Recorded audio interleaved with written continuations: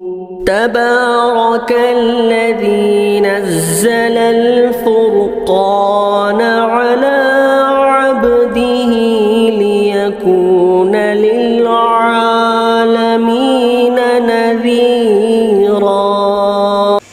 ہمارے ایک عزیز نے اسی طرح سوال کیا ہے، مفتی صاحب ہمارے یہاں کینٹین میں بہت سارے کینٹینیں ہیں جس میں تمام ضروریات کی چیزیں بازار کے بنسبت بہت کم قیمت پر دستیاب ہوتی ہیں، اور وہ فوجیوں کے لیے مخصوص ہیں۔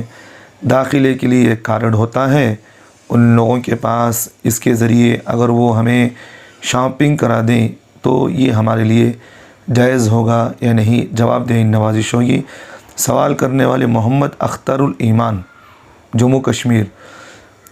دیکھیے بھائی، کینٹین میں جو سامان آتا ہے وہ خاص قسم کا اور ورجنل مال ہوتا ہے، اور وہ مال صرف فوجیوں کے لیے ہوتا ہے، دوسروں کے لیے نہیں ہوتا۔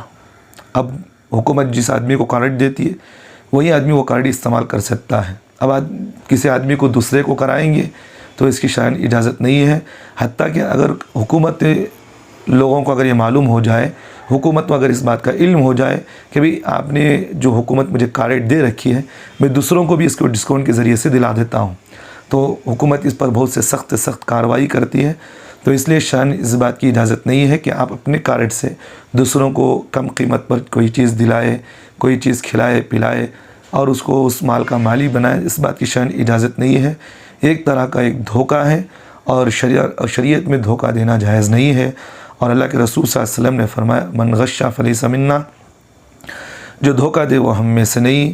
تو اس لیے ایک طرح کا یہ دھوکہ ہے اور جھوٹ بول رہا ہے، اور بظاہر شریعت میں اس کی اجازت بھی نہیں ہے۔ آپ کو ایک کارڈ دے رکھے ہیں حکومت سے، وہ آپ ہی استعمال کریں، دوسروں کو اس کے ذریعے سے آپ شاپنگ کرانا اور پھر اس ذریعے سے دوسروں کو کھلانا پلانا، تاکہ وہ آدمی آپ کے کارڈ سے وہ خود فائدہ حاصل کر رہا ہے، اس طرح شرعاً جائز نہیں۔ آپ استعمال کریں، اگر حکومت کو یہ چیز معلوم ہو گئی تو پھر آپ کو سخت سے سخت کارروائی بھی ہو سکتی ہے۔